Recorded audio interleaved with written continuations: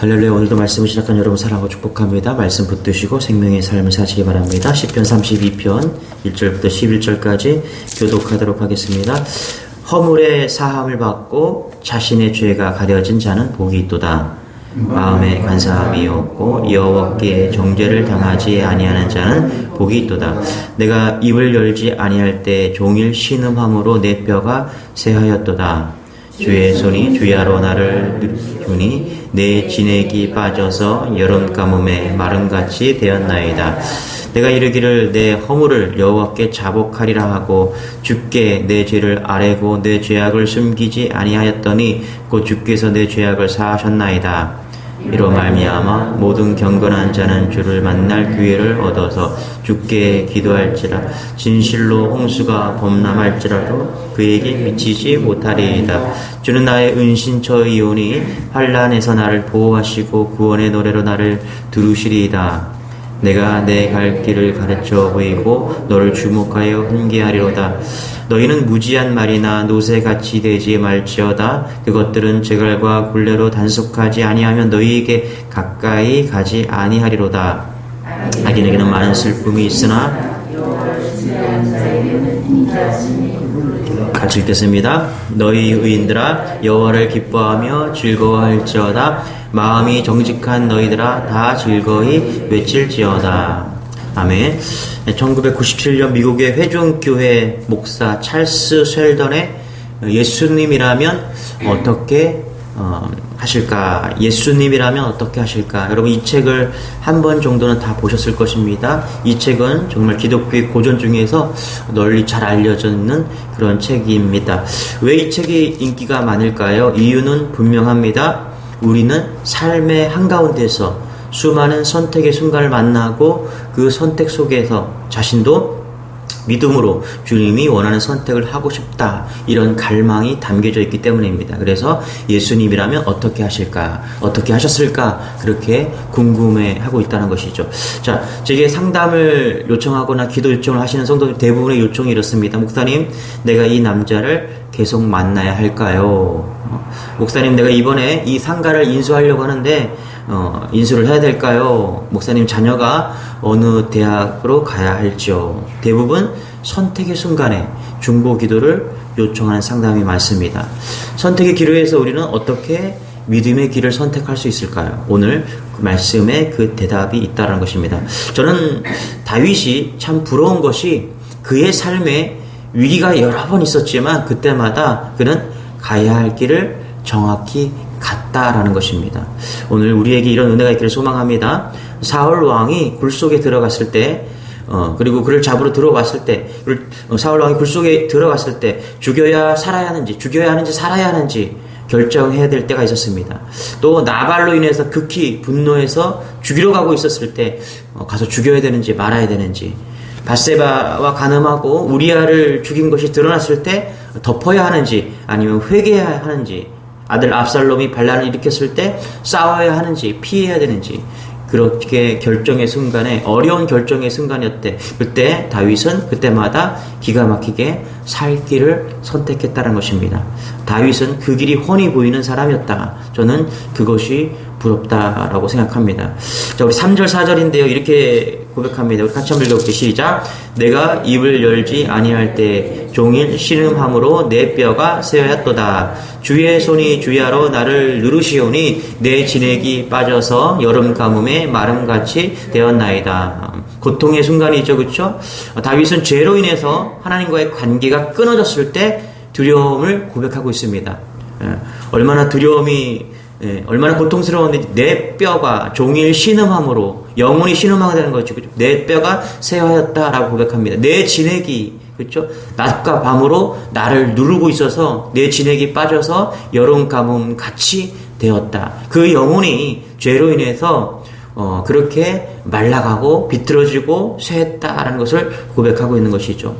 여러분, 이 고백은 우리는 압니다. 다윗이 밧세바와 간음하고 우리아를 죽인 후에 다윗이 죄책감에 시달렸을 때의 그런 고백이라는 것을 우리가 압니다. 내가 입을 열지 아니할 때 내가 입을 열지 아니할 때 3절이 그죠? 내가 입을 열지 아니할 때 죄를 고백하지 않았을 때 이렇게 말하고 있는 것이죠. 이 말은 사람들 앞에서 뭔가를 숨기고 있을 때 하는 말이죠. 그러나 하나님은 이미 다 아시죠, 여러분.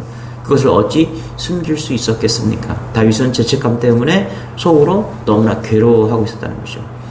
그러나 마음이 풀어지지 않았습니다. 그때 하나님께서 많은 신하들 앞에서 그 죄를 폭로하십니다. 그 순간 다윗은 자신의 죄를 고백했다라는 사실입니다. 여러분, 왕의 권력과 힘으로 충분히 죄를 덮을 수 있었습니다. 그게 무슨 소리냐? 네가 증거가 있냐? 이렇게 말할 수 있습니다. 그러나 CCTV가 있는 것도 아니고 충분히 그럴 수도 있었습니다. 그러나 다윗은 왕의 권력으로 덮지 않고 그는 회개했다라는 것입니다.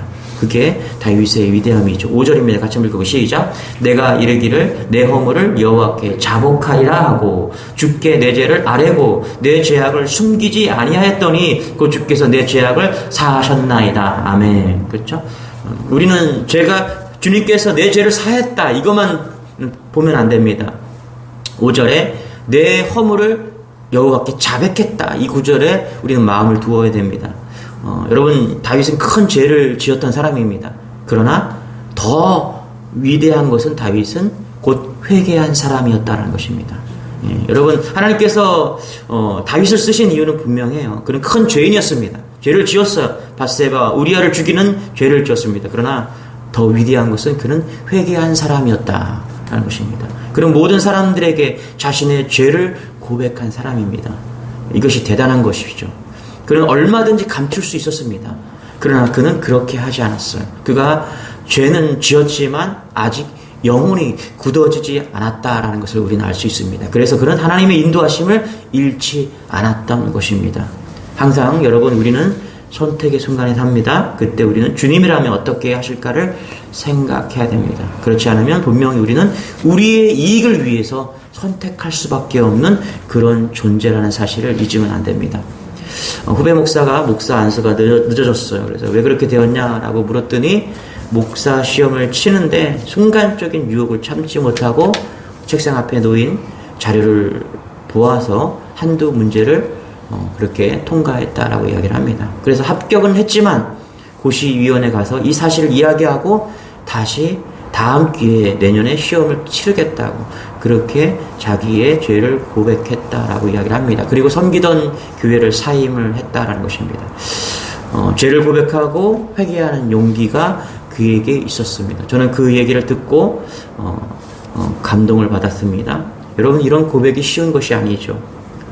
다윗처럼 후배 목사처럼 어떻게 이런 선택을 할 수 있을까? 8절에 있죠. 같이 한번 읽어볼게요. 시작. 내가 내 갈 길을 가르쳐 보이고 너를 주목하여 훈계하리로다. 다윗은 항상 하나님이 갈 길을 가르쳐 주시고 보여주시고 잘못된 길로 가면 훈계까지 해 주신다는 사실을 믿었습니다. 여러분, 우리가 한결같이 주님의 인도와 음성을 들을 수 있다면 얼마나 좋을까요? 그러나 인간은 항상 갈등의 존재입니다. 우리 9절 같이 한번 읽어볼게요. 시작. 너희는 무지한 말이나 노새같이 되지 말지어다. 그것들은 제갈과 굴레로 단속하지 아니하면 너희에게 가까이 가지 아니하리로다. 어떻게 우리가 이렇게 노새처럼 제갈과 굴레를 하지 않아도 우리가 스스로 우리가 죄악에서 돌아서는 그런 회개의 길을 선택할 수 있을까요? 여러분, 주님 앞에서 날마다 주님이 원하는 그런 선택을 하는 여러분 되시길 바랍니다. 말과 노새는 제갈을 물리지 않으면 일을 하는 존재가 아니죠. 저는 말이나 노새를 접한 일은 없었지만 어렸을 때 소의 코를 꿰어서 논과 밭을 가는 모습을 자주 보면서 살았습니다. 그런데 하루는 어린 소가 이제 자라나서 어른 소가 되면서 코를 끼는 그런 날이 되었습니다. 어른 몇 명이서 소를 잡고 코를 꿰기 위해서 힘을 썼습니다. 한참 실랑이를 하고 나서야 코를 꿰고 멍에를 메었습니다. 이제 이 소는 오직 주인이 인도하는 길로만 가야 되는 것이죠. 저는 예수 믿는 우리가 자발적으로 코를 꿰는 사람이라고 생각을 합니다. 그래서 우리의 마음은 타락해서 마음대로 하려는 마음이 항상 있죠. 그러나 항상 주님이 우리를 인도하시고 끌어주시지 않으면 자꾸 우리가 그 본능을 쫓아가려고 하는 마음이 우리 안에 있습니다. 그런데 여러분, 우리는 누구입니까? 성도란 십자가의 은혜와 예수님의 은혜로 자발적으로 예수님께 코를 깬 존재라는 사실이라는 것입니다. 그래서 여러분, 우리가 불쑥불쑥 우리의 잘못과 거짓 가운데 있을 때 우리는 스스로 돌이켜고 그 길을 선택해야 되는 거예요. 예수님이 가긴 그 길을. 그럴 때만이 우리가 진정한 그 길을 갈 수 있다는 것입니다. 저는 우리의 심령이 굳어지지 않기를 소망합니다. 이런 좋은 마음으로, 그렇게 다윗과 같은 마음으로 죄를 안 질 수는 없죠. 그러나 죄를 날마다 회개하는 마음으로 그렇다면 하나님께서 우리의 죄를 사해 주신다는 그 놀라운 진리를 날마다 붙잡고 그렇게 굳어지지 않는 마음으로 나아가는 여러분 되시기를 소망합니다. 다윗은 하나님의 자신의 목자신 것을 분명히 했습니다. 시편 23편 1절에 여호와는 나의 목자시니 내가 부족함이 없으리로다. 그렇죠. 이 말은 다윗은 성공이나 평안을 위해서 살지 않았다라는 거예요. 여러분, 우리가 왜 죄를 회개하지 못합니까? 우리가 성공이나 평안을 위해서 살려고 하기 때문에 그렇다라는 것입니다. 성공과 편안을 얻을 수 있는 길, 우리가 그것을 가야 될 길이 아닌 것을 여러분 아시기 바랍니다. 2절 3절에 시편 23편 2절 3절에 그가 나를 푸른 풀밭에 누이시며 쉴만한 물가로 인도하시는도다. 내 영을 소생시키시고 자기 이름을 의의 길로 인도하시는도다. 잘 보세요. 우리가 시편 23편에 무슨 얘기합니까? 주님은 우리를 푸른 풀밭과 쉴만한 물가로 인도하십니다. 여러분, 이것을 믿으시죠? 그러나 주님은 우리를 푸른 풀밭과 쉴만한 물가로 인도하실 뿐만 아니라 주님은 우리를 의의 길로까지 인도하신다는 사실입니다. 거기까지 가야 돼요. 여러분, 우리가 원하는 삶이, 지금 다윗이 원하는 삶이 무엇이었습니까? 푸른 풀밭과 맑은 초장, 신의 물가가 있는 그곳이 아니었습니다. 다윗은 의의 길로까지 간 것입니다. 여러분, 머물지 마십시오. 내 생각에 머물지 마십시오. 주님이 인도하시는 의의 길까지 가야 되는 거예요. 우리가 멈춰 있으면 안 됩니다. 평안과 성공의 삶에서 멈춰 있는 그런 인생이 아니라 주님이 원하시는 놀라운 의의 길까지 가야 된다는 것이죠.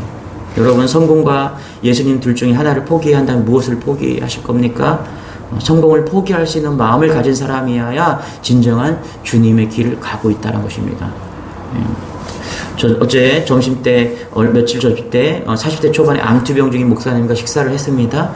그는 암이 몸에 들어온 다음 날부터 완전히 삶이 바뀌었다라고 고백을 합니다. 식성도 달라지고요, 생활도 달라지고, 인간관계도 달라지면서 무엇보다 마음이 달라졌다라고 이야기를 합니다. 암을 다스리기 위해서 자신의 모든 삶을 바꿔야 된다라고 그렇게 고백을 했습니다. 그런데 저는 그 얘기를 듣고 한 가지 생각이 잠겼습니다. 암이 우리 몸에 들어오면 우리의 삶은 완전히 달라집니다. 완전히 생활 패턴이 바뀌고요, 삶이 바뀝니다. 그런데 예수님이 마음에 들어오시면 우리는 어떻게 할까요?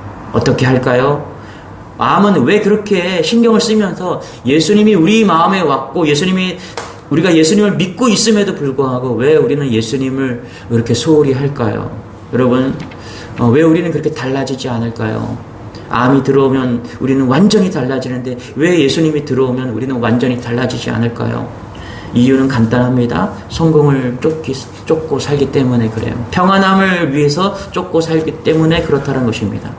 우리가 궁극적으로 가야 될 것은 푸른 초장과 맑은 물을 지나야 된다는 것입니다. 어디까지 가야 돼? 그 의의 길로 가야 된답니다. 할렐루야.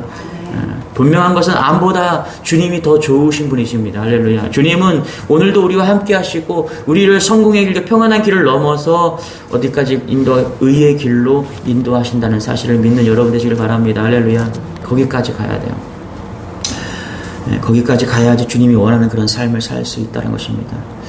지난주에 한 성도님이 이런 고백했습니다. 신앙생활을 열심히 하고 성경도 읽고 해서 이쯤 뭔가 좀 알 것 같다, 이런 얘기를 했습니다. 그러면서 하시는 말씀이 자신은 이제 천국 백성이다, 천국 백성이 되었다라고 이야기를 합니다. 놀라운 고백이죠, 여러분. 천국 백성은 어떤 삶입니까? 삶의 가치도 삶의 모습도 모든 것이 달라지는 것입니다. 정말 그 고백은 쉽게 말할 수 있는 고백이 아닌 것입니다. 저는 그래서 그 성도를 응원했습니다. 잘하셨습니다. 축복합니다. 그 길을 이제 들어섰습니다. 축복합니다. 박수를 쳐줬습니다. 여러분, 놀라운 고백입니다. 우리가 천국 백성인 것을 잊지 않는 여러분 되시길 바랍니다. 그러나 고난이 찾아와도, 천둥 번개치고 홍수 같은 고난이 찾아와도 여러분 흔들리지 마십시오. 왜 그렇습니까? 다윗은 경건한 자의 기도는 고난의 홍수도 막아냈다는 놀라운 고백이 있기 때문인 것이죠. 6절 7절 같이 한번 읽고 마치겠습니다. 시작. 이로 말미암아 모든 경건한 자는 주를 만날 기회를 얻어서 주께 기도할지라. 진실로 홍수가 범람할지라도 그에게 미치지 못하리이다. 주는 나의 은신처이오니 환난에서 나를 보호하시고 구원의 노래로 나를 두드리시니이다. 아멘. 그렇죠. 여러분, 우리가 푸른 초장과 맑은 시냇물에 머물지 않고 우리가 의의 길로 나갈 수 있는 그 이유는요, 분명합니다. 어떻게 주님이 원하시는 그 길로 갈 수 있느냐? 거기에 놀라운 하나님의 은신처와 환난과 고통 속에서도 나의 은신처가 되어주시고 나의 모든 것을 책임져 주시는 분이 있기 때문이라는 것입니다. 여러분, 이걸 믿는 여러분 되시길 바랍니다. 여러분, 기독교는 우리에게 놀라운 헌신을 강요하지 않습니다. 이미 예수님께서 그 길을 다 준비해 놓으셨습니다. 어떻게 우리가 의의 길까지 갈 수 있을까요? 예수님께서 의의 모든 것을 준비해 놓았기 때문인 것입니다. 그래서 우리는 공짜예요, 사실. 우리가 해야 될 일은 뭐냐 하면 믿고 그 길만 가면 되는 것입니다. 왜냐하면 그 길을 다 준비해 놓았기 때문인 것이죠. 여러분, 어떻게 우리가 세상에 좋은 것들을 다 포기할 수 있습니까? 더 좋은 예수님의 사랑이 있기 때문입니다. 할렐루야. 어떻게 우리가 맑은 푸른물, 맑은 시냇물을 포기할 수 있습니까? 거기를 어떻게 유유히 지나칠 수 있습니까? 예수님이 더 좋은 우리의 영혼의 갈증을 해결해 줄 수 있는 영혼의 양식과 맑은 시냇물을, 영혼의 시냇물을 우리에게 제공하시기 때문인 것이죠. 할렐루야. 그래서 억지로 우리가 뭔가를 포기하는 것이 아닙니다. 주님을 만나면 그 길을 갈 수가 있는 것입니다. 할렐루야.